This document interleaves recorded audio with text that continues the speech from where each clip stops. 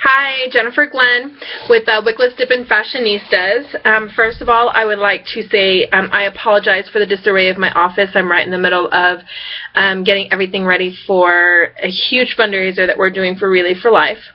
So I have lots of raffle items, wreaths, Scentsy, everywhere. So please excuse my disarray behind me.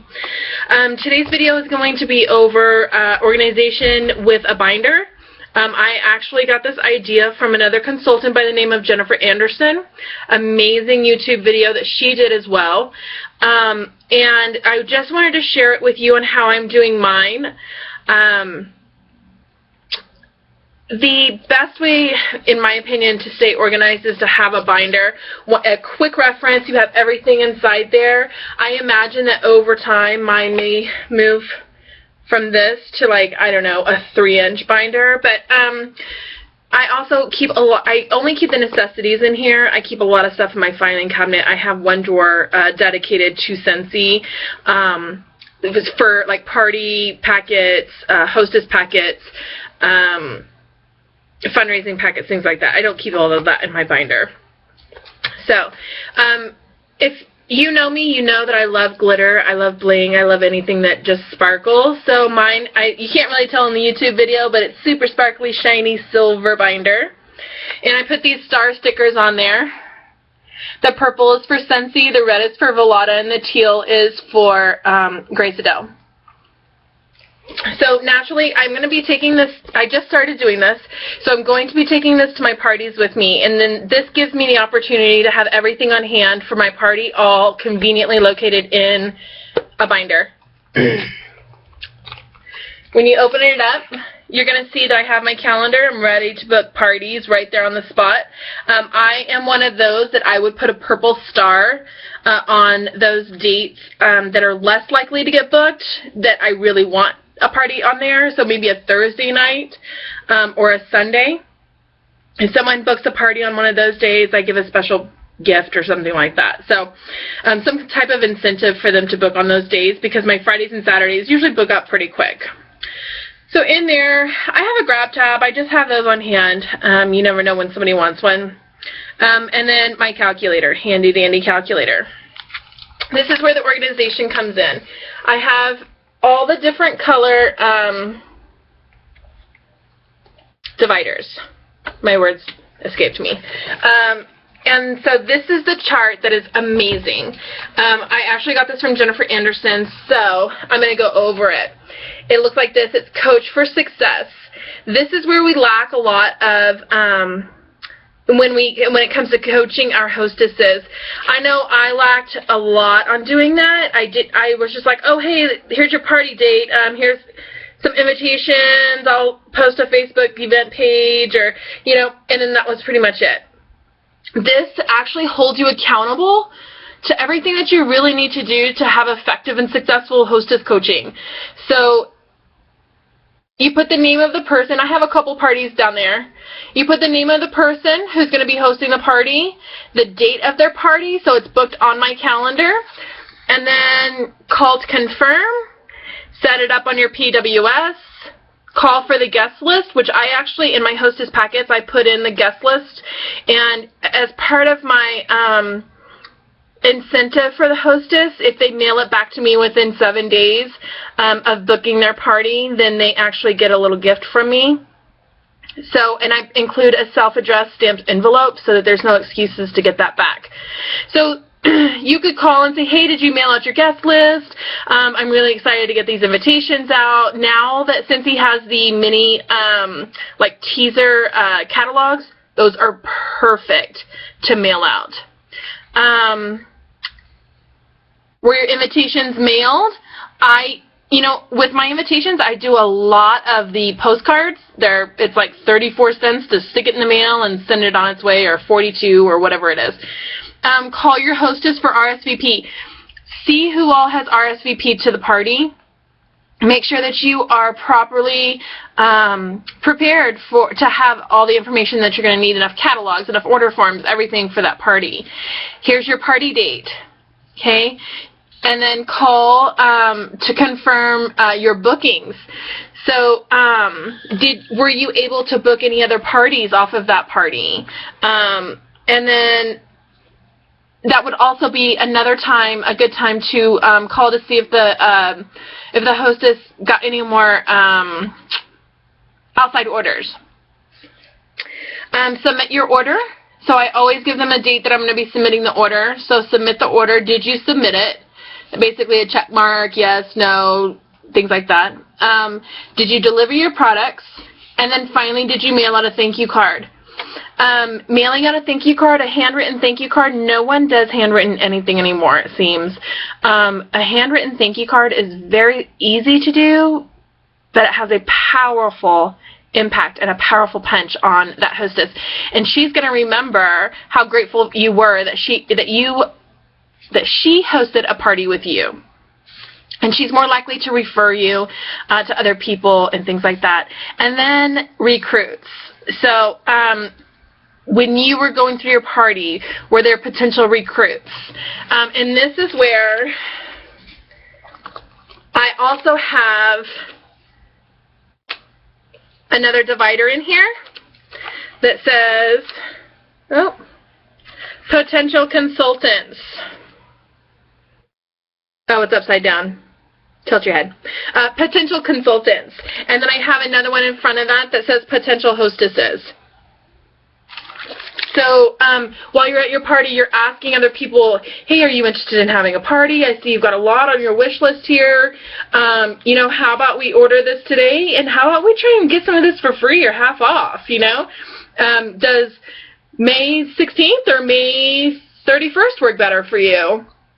And would you prefer afternoon at 2 or evening like 7?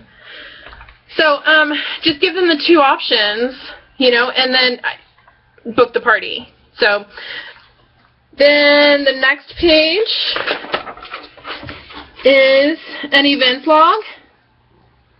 I personally do a lot of events. This is what I have coming up this month, well, for April. So you mark down the name of the event, the date that it's going to be, and the amount that you paid for your booth. And then after the event, you'll put down the amount that you've made or that you sold or whatever along those lines. Then there's a basket party log. So you put the name of the hostess that's doing the basket party. The basket party was used, and then the start and end date, and then was it returned intact. I personally don't make people sign contracts like for my basket parties. If I'm missing a couple testers in there, I'm just going to replace it. And then behind that, I always have a catalog in there. So, and then the next, I'm going to lose my catalog. The next section that I have is incentives. So right now, I really focus on the get your party back. This is the thing, is that if someone's going to have a party, you want to book your parties at the beginning of the month. For one, because of the amazing incentive that Scentsy has going on right now, that with the possibility of getting your party back in free product. Amazing. So I try and put in as many parties as I can between the 1st and the 9th. But if someone's going to reschedule their party that's booked in the beginning of the month, you still have the end of the month open, if that makes sense. So then I have my incentives, and then this is also where I'm going to keep track of my, not only do I keep track of my incentive trip points that I've earned on my wall in front of my computer where I work every day, but I'm also going to keep track of it in here. And then there's my potential hostesses. I was sitting here, I put down their name, did I speak to them, and then did I provide them a packet on a hostess. Basically, that tells me once they have received a hostess packet from me, they have booked their party. So that's what that means. And while I was sitting here making my list of potential hostesses, it really reminded me of my list of 100 people that I knew or know. So this list, I put several sheets of paper in there. As you're going through your parties and as you're entering orders, you can put down potential hostesses in this list. let them get their products, give them a call a week later and say, hey, how do you like your Scentsy? And then say, hey, have you considered having a party? So that's something that I plan on doing now. I'm really stepping out of my comfort zone doing this, so I'm really excited. Nervous, but excited.